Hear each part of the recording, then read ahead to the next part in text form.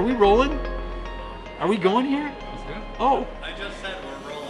Oh, I was totally not paying attention. It's Snapchat, sorry. It's a thing. I don't know. Sorry about that. Yes, here we are with Curt Hewitt from Signature Science. Signature Science. What are you doing over there at Signature Science? We do all kinds of fun stuff at Signature Science. We've got our casework lab, of course, that I think some of my colleagues talked about yesterday. Okay. And then we do all kinds of fun R&D work. You do? We do, and so I've got a talk tomorrow where I'll be talking about some of our work using protein polymorphisms instead of DNA to do human identification. A protein guy at the DNA conference. I am a DNA guy doing working protein? on a protein project. Really? Oh, that's fun. So there are a lot of differences in, using those two different genetic materials. I mean, one of the big differences, there's a lot. One is the DNA folks can amplify their DNA. Yep. So you can go from a little bit and make a lot. Yep. There's no way to amplify protein. So what you pull out of a sample, that's what you've got to analyze, and that's all you're ever going to have. There's also a lot of rules that are different. So for DNA markers, you get usually a copy from mom and a copy from dad. Yeah. And you can kind of depend on that. Those two markers should always be there. For protein, you're still coming from genes where you would get a copy from mom and dad, but there's no guarantee that both copies are necessarily going to be expressed. Right. And there's no guarantee that you'll be able to have a detectable marker. Sometimes just because using a mass spec is very different than using a DNA sequencer, you just can't detect some markers. And so there's a lot of considerations like that that go into using a protein method as compared to some of the DNA technologies we've heard about. So what is a target protein that would be common that you're using or utilizing? What have you settled on? So there's we focused on touch samples. Okay. Just to make things extra difficult. Yeah. So we've got go to the hardest. Very trace samples. There's a lot of keratins, as you'd imagine. Okay. There's our skin cells don't even have nuclei for the most part. They're just these tightly bundled balls of protein that protect us from the environment. Okay. So it's a lot of structural proteins like keratins, some other common players that just create these knots that we have to break apart, digest, and then be able to look at. And that's one of the challenges too, is that there's just not a huge abundance of different protein types in skin. It's a lot of the same things, and then that kind of limits you to the number of markers that you can get.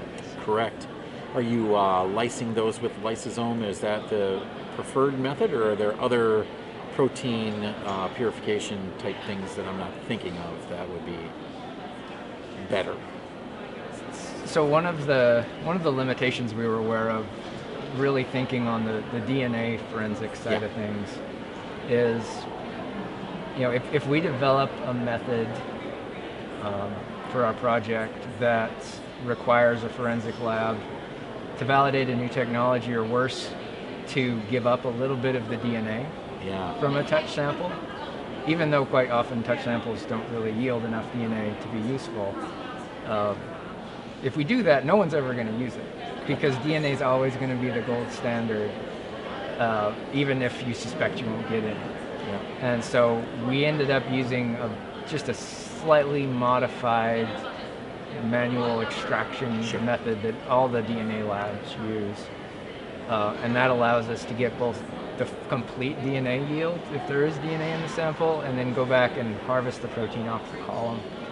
And at that point, we can take it through a commercial proteolysis kit and use all the SDS buffers and things like that to break it open and trypsin to digest it into little detectable chunks from there. Do you have any preferred vendors of those types of protein purification kits? Just curious. We just use the S-Trap kit, which is, I think, a Protofy makes that one.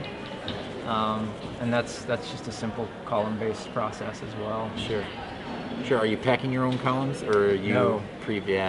No, commercially available items. Just keep that simple. Yeah, I think that packing of the columns thing is kind of going away, isn't it? Yeah. Yep, I used to do a lot of that. So, what do you feel as though there's any benefits of going down this path of the proteins?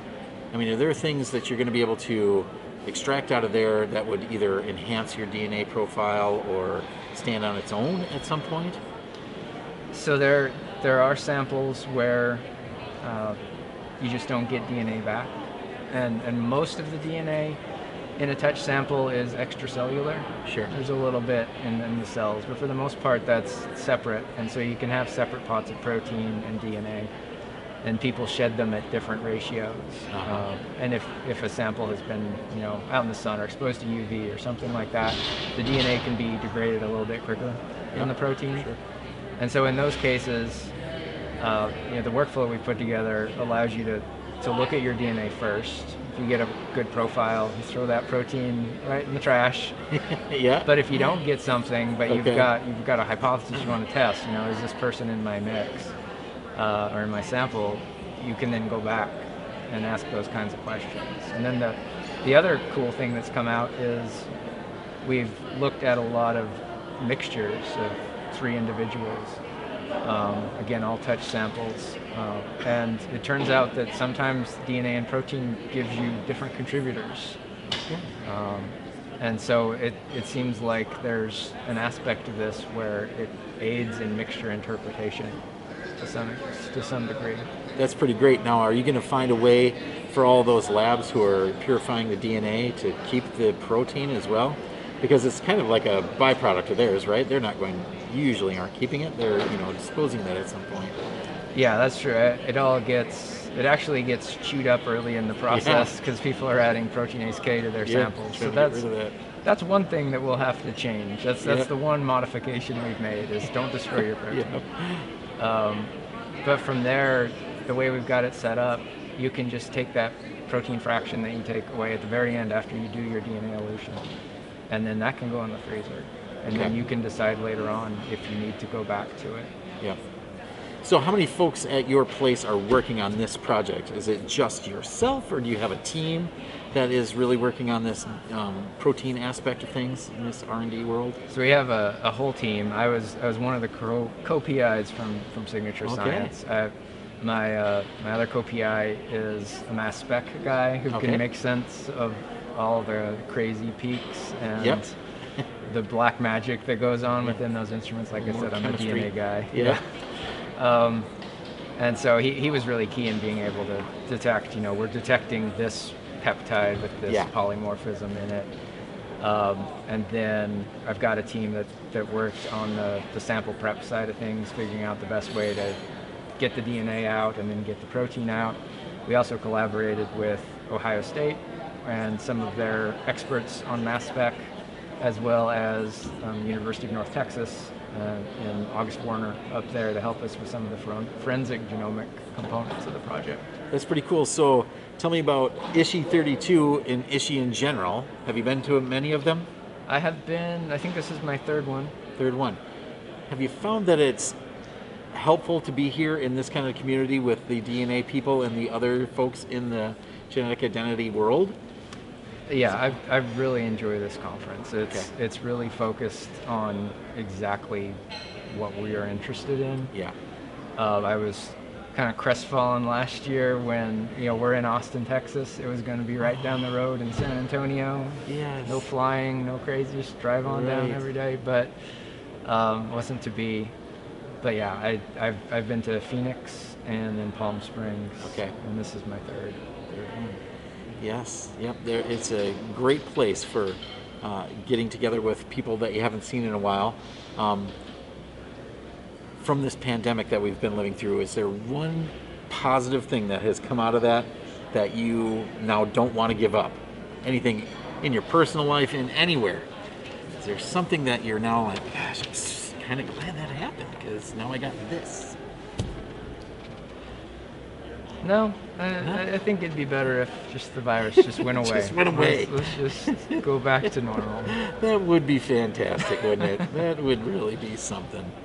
Yeah, and then we could see each other smile right now and, check out each other's chins. Because, I miss people's chins.